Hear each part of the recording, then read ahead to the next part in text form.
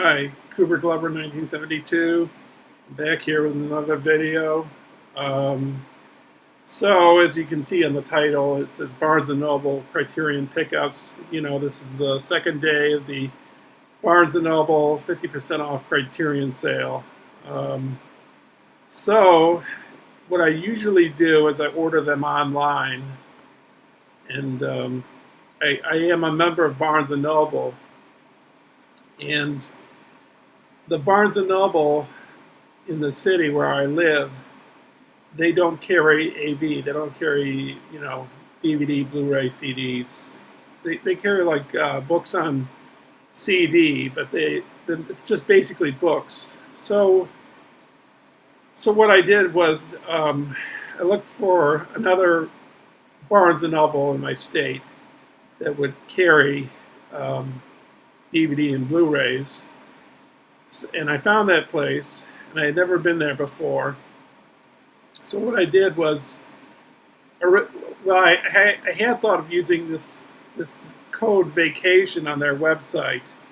But a friend of mine was saying that if you tried it with a Criterion sale, it wouldn't work because it says the vacation code said 15% off, but it doesn't work with a Criterion sale. So that made me decide and say, since I couldn't get 15% off, I'd have to get 10% off. And because I have a Barnes & Noble card, anytime you go into their stores, when you present your card at the checkout, you get 10% off each item that you buy. So I decided, why not go down there and save some money, And so I did, and I don't know, they had some choices, but I had a lot of what they had already put out, and they had some that I don't have. But the ones I was looking for, I only managed to find, let's see, 1, 2, 3, 4 of them, and I wanted to get 9, so I had to order the other 5 on the internet off of Barnes & Noble's website. So that's kind of convoluted there, but I thought I'd tell you that. And I think next time I'm just going to order online again. I have gone to another place in another state when I visit my relatives. I've been there before buying Criterions, but I'm going to try to.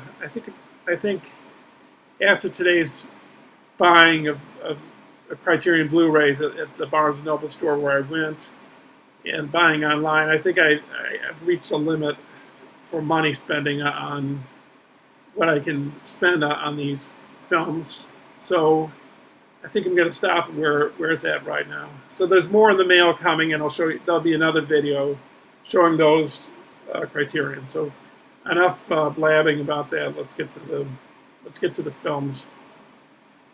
Well, the first one is Michelangelo Antonioni's Blow Up. I just took off all the wrappers of these movies, so I haven't even opened this up. Interesting. When I tried to pull the wrapper off, I accidentally bent that a little. It's kind of that doesn't really mean much, I guess, because you have the film and basically it's everything's fine.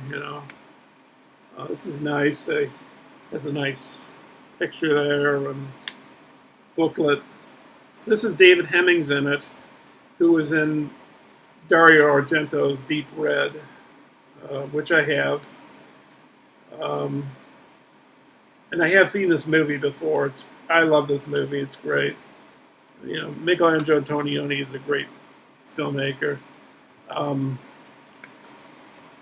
My favorite film of his, my personal favorite, is La Notte, which was my last video. I did a video, 3 videos before this one. My last video I did, one of the films I forgot to include, which is Michelangelo Antonioni's La Notte, which was supposed to be in the video lesser known Criterion titles. And the idea behind that video was to show movies that are not as prominent as, say, 8 and a Half, La Dolce Vita, I showed La Dolce Vita, I guess. But Seven Samurai, Bicycle Thieves, Seven Seal. You know, the ones everybody knows, and to show like the lesser known movies that you might think of getting. So, anyways, that's Blow Up. And then I did my second video in between La Notte and the lesser known Criterion titles was also lesser known Criterions, but they were Asian movies because I have a fairly big Japanese films collection. I have a little bit of Chinese films, but I showed that in a video, and so. But anyways, let's go back. Let's get back to what I got. This is Being There, Hal Ashby movie. Peter Sellers was in this, I think. Yes. Maybe they regard it as his greatest performance ever, maybe? I'm not sure on that. But maybe I'll get into more detail about these films. More so when Blow Up had a nice booklet. This just has a pamphlet to it. So, but I think this is supposed to be like one of those underrated gems. Maybe, I'm not sure. If you know, maybe it says somewhere on the disc or on the print that Peter Sellers, I don't know, was he nominated for an Oscar for this, or I'm not sure. And I think he died shortly after this of like a heart attack, and he was like in his early 50s. Okay, so last sale, or maybe it was last sale in November. I wanted to buy this title, but it was kind of pricey, and I had to put it to the wayside, but now I got it. So it's Lone Wolf and Cub, so I can add this to I think it's a Japanese movie, or movies rather. Let's see. It's hard to read the print, the small print saying. What must say over here? Oh yeah, the Shogun's execution. It must be Japanese. Yeah, so it's got Shogun Assassin on it, which I think I have like I bought it at Shogun Assassin at a store in Manhattan, in New York, and I think it might have been a bootleg, but I think this is the same Shogun Assassin I'm thinking about.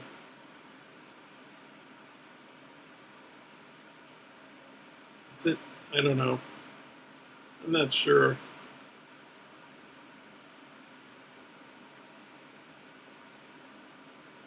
I don't know. I don't know too much about this or Shogun Assassin, really. But I heard about Shogun Assassin with this, so I don't know.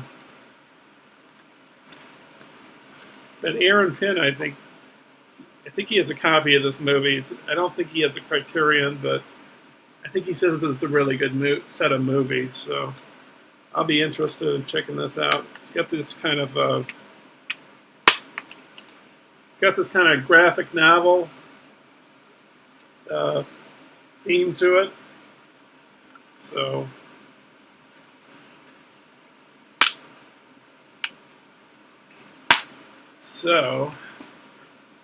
and it's got these nice pictures.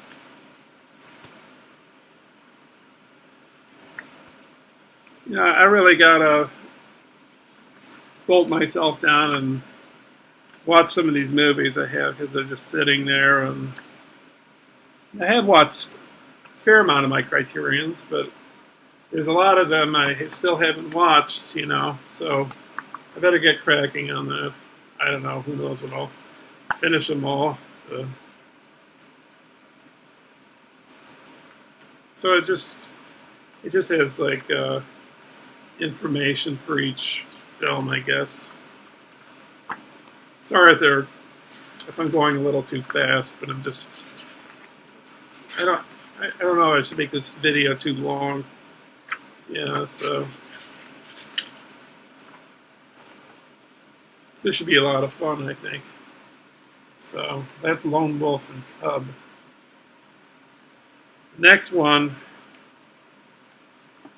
that I bought there, when I went looking for the, like Lone Wolf and Cub, I thought it was a big box set, but it's just, I mean, it's a lot of, it's like, how many movies? 1, 2, 6 movies, but I didn't know that it was smaller in size. I thought it was like a big box set. But the next box set, when I went there, I asked one of the people working there, "Do you have this box set?" And they said, "No, we don't. We have to order it, or it's not in our, it's not in stock or whatever." I don't. Yeah, you know. So I bought these Criterions except this one that I thought was not there. I went to my car, put my Criterions in the car, and then I had to go back to use the restroom. And just before I went into the restroom, I saw a bookcase that had Criterions in it at the bottom, and it wasn't with the other Criterion films. There was a few Criterions smattered or whatever. They weren't with the other Criterions, and it turned out it was the one she said wasn't there. But so at least, but I found it, and I'm very glad I found it. And you know, with Lone Wolf and Cub in this film, you know, to buy it, first off, to buy it at its full price is kind of ridiculous because I think it's like $125 full price, and then 50% off, it's like, I don't know, 60 maybe. Then my 10% off, so we'll be paying $50 for this. So I got a good deal, I think. And it's Martin Scorsese's World Cinema Project. I have the first one as well. I don't think I showed the first one. You know what? I'm going to stop the video, and I'm going to show you the first one too, because I never showed that when I showed my collection because it was being borrowed by a friend of mine. So hang on a sec. I'll be right back. So I'm back. Yeah, I never showed this. There's some movies that I own that are being borrowed from friends or relatives of mine, and yeah, so I didn't show this because one of my friends was borrowing it. So it's also Martin Scorsese's World Cinema Project. It's the number one, volume number 1. And it has 1, 2, 3, 4, 5, 6. There's 6 films, and it's dual format, which means DVD and Blu-ray. I think, yeah, same thing with the volume 2. The first one has a film called Tuki Buki from a country called Senegal, which is in Africa. I think they call it like the Citizen Kane of Africa. I have watched it. It's kind of interesting. I think it's kind of non-narrative. And they have some other movies on here too. My friend was talking about it, like one or two of them's like a music movies. I think the Morocco one is a trance. I think it's a music one, and maybe it's the Mexico one. Reads his music as well. And there's one India and Bangladesh, a river called Titus, Turkey, Dry Summer, and South Korea, The Housemaid. So these were, I believe, chosen by Martin Scorsese. I think they have introductions by him. Yeah, new introductions in the films by World Cinema Project founder Martin Scorsese. Let me just say about this that established by Martin Scorsese in 2007, the World Cinema Project expands the horizons of moviegoers everywhere. The mission of the World Cinema Project is to preserve and present marginalized and infrequently screened films from regions generally ill-equipped to preserve their own cinema history. So, showing you films that you wouldn't normally see. So I find that kind of cool. Some interviews and interviews and visual essay, and so it's got a booklet. It's just loaded to the gills, and yeah. So at some point, I gotta sit down, and I'm not really showing that well. So I don't know,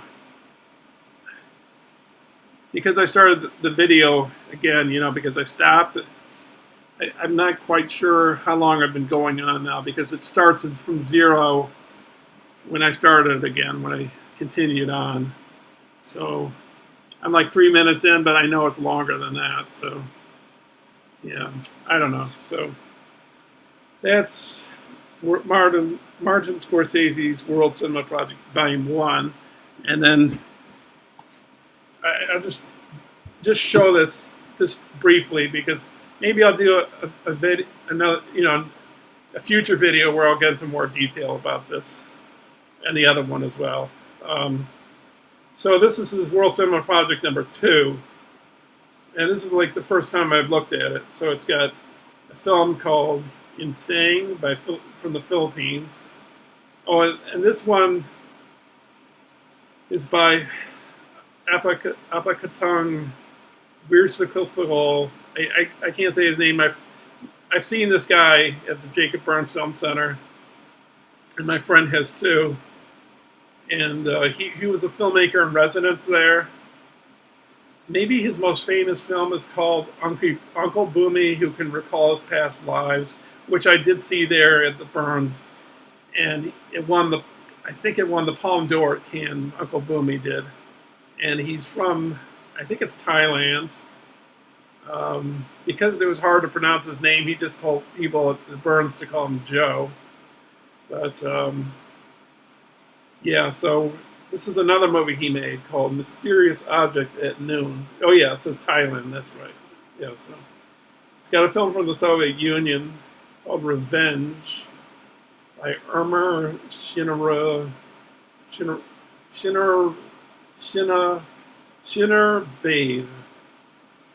1989. So I guess it's around the time the Iron Curtain's falling down, Then you got Mario Peixoto in his film Limite, from Brazil, 1931.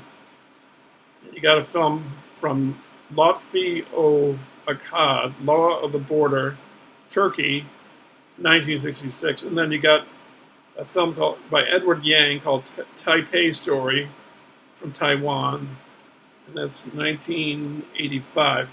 I have a friend who lives in Taiwan, so I have another film that is set in Taiwan that was recommended in the lesser-known Asian Criterion titles, and that's a film because I recommended the Asian one video. 9 titles.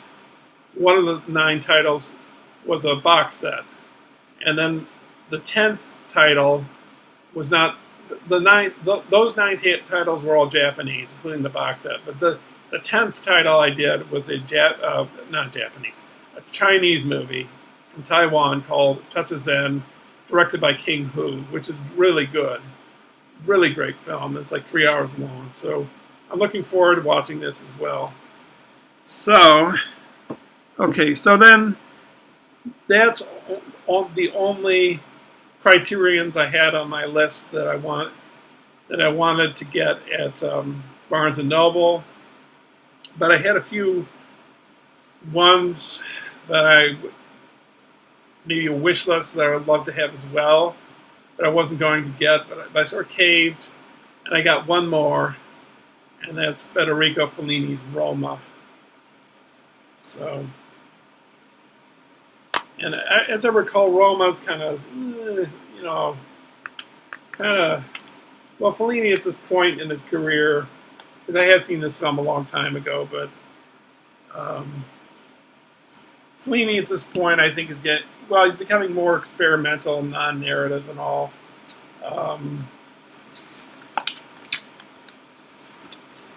But I don't know. I guess you could say Fellini's interesting even when he's not as good as he was. Like City of Women is kind of interesting, and The Ship Sails On. And The Ship Sails On, by the way, is a Criterion.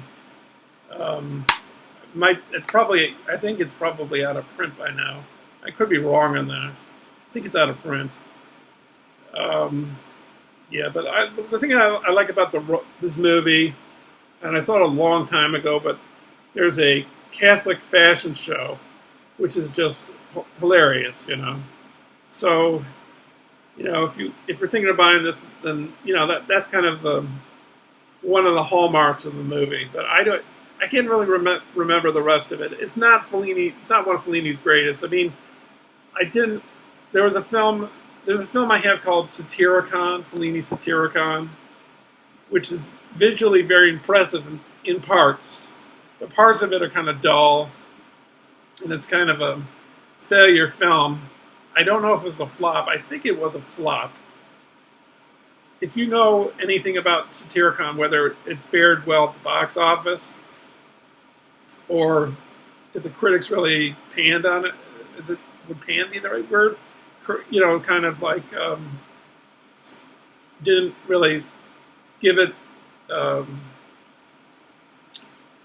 good remarks. Let me know, because but you know, it's an interesting movie in anyways, and I think it's produced by Alberto Grimaldi, if I'm not mistaken. Um, but so okay, so that finishes the Criterion, and if you look at the title of my video, I picked up a Disney movie. This wasn't today. This was like a few weeks ago or a month ago. It was a few weeks ago. I have a number of Disney movies, and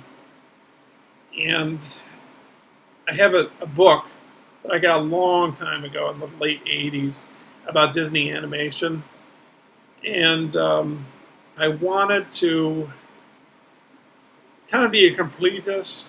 I don't have all the Disney movies, I think, that it mentions in the book, but I think one of the crucial ones, maybe it's a pretty crucial one, I would say, would be in there, and it's now on Blu-ray. And so I picked it up at Best Buy, and I was looking all over for it. I looked in the family films. I looked in the new, you know, in the like special displays showing new films, and then I looked in the new films area. I found it. It looked like it was the last one there. I don't know if tons of people bought it. And with Disney, they have this vault thing where they'll have the movie for sale to the public for a while, and then they close the vault, if you will. They won't sell it anymore. So you have to buy it off places like Amazon, which I have done. You know, I bought Cinderella off of that, and I'm looking over there. Let's see, Cinderella.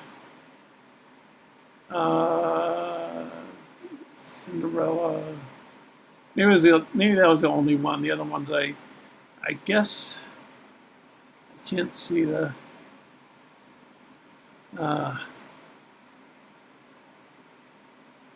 Yeah, I think that was the only one that I had to buy off of Amazon. The other ones I bought when they were like at Best Buy or Costco. So I'm digressing enough. So here it is, Bambi. I have seen this film a long time ago. I have it on videotape, but my videotape, my VCR is up in the attic, and I bought my TV that has a jack that accepts VCRs. It's a flat screen television, but there's a jack that accepts. I specifically got that TV because it accepts a VCR jack, and there's at least one film I have on tape that they don't have on Blu-ray or DVD in the United States. It's Napoleon by Abel Gance, the silent movie. It's the Francis Ford Coppola cut. There's the Kevin Brownlow cut that was released in Britain, I think at the end of last year. I've seen it online. I've seen it on Amazon's UK website. And I've heard that the Coppola one is going to come here to the States.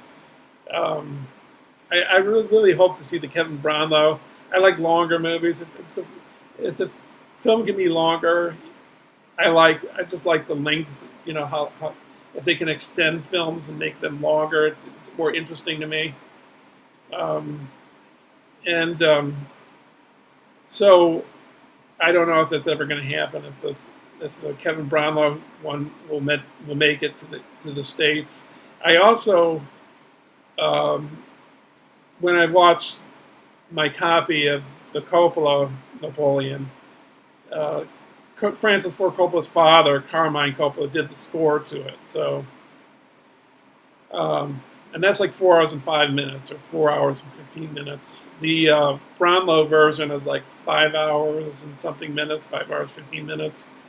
I think when it came out in the late 20s or mid 20s, it was 6 hours or 6 hours and a half, I think. So, and they showed it a few years back. I'm on the East Coast, but it was shown at the Paramount Theater in San Francisco. I looked online. They had showed it like for 4 nights with an orchestra, a live orchestra, and like they were saying, oh, this will never be released on Blu-ray and DVD. Your only chance is to make it to this theatrical showing of it. But that's probably just to sell tickets to make people go see it. You know, I think eventually they're gonna give it to the public here. But I'm digressing, sort of. Anyways, yeah. I guess it has some special features. Bambi, studio stories, deleted scenes, Bambi effects. I looked a little bit at the special features. I guess they actually studied deer for the film. This really doesn't have much to it. It just has a DVD, a Blu-ray. I think it's a DVD. Yeah, a DVD. Oh, this has it has it's like a pastel. Maybe it's a pastel from the time period when they were making it, for like production drawings. And then just some advertisements, which would come with the other Disney movies I've bought. All right, so that covers it. I know I can see by the clock I've been going 15 minutes on the second part of this video. Okay, so I'm not making an announcement too. I've seen Ryan Chataway. He's done this 24-hour movie marathon, and I think I can't do 24 hours straight. I'd fall asleep. So I had tried to strategize how I could watch films in a 24-hour period. So Ryan Chataway was saying in this year's video about the rules and everything, he was saying you could cut it up like to maybe 12 hours or so or something, or so I thought of maybe 2 12-hour sessions or 4 6-hour sessions. And then I saw Trey Passer's video of his movie marathon, and he did it in 8-hour blocks. So that sounds like a better strategy. But I have no idea if I can, in 3 8-hour blocks, maybe even day after day. Maybe I'd have to do it one weekend, and then the second weekend I could do the next 8 hours, and then the third weekend I could do the next 8 hours. Or if it was a day off work, where I didn't work during the week, like every other Thursday I don't work, and maybe I didn't have any obligations to do, like do laundry or clean or grocery shop, whatever. Maybe I could work it. So I'm just saying, I'm not sure if I can do the marathon in July or not. I'm not quite sure on that, but I'd like to try it. Maybe I can I'm not committing myself to this, but I'm romancing the idea, and maybe it might take a little longer. Like August, I might have to do it or something. So enough babbling. Thanks for watching, and of course there will be a follow-up video showing the criterions that have come in the mail um, that I haven't received yet. And one of those is Stalker by Tarkovsky.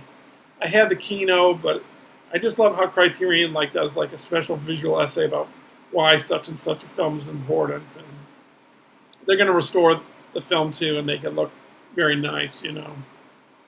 I don't know. So okay, so I'm babbling, so that's enough. And thanks for watching, and I'll see you soon with my next group of Criterions. Okay, bye.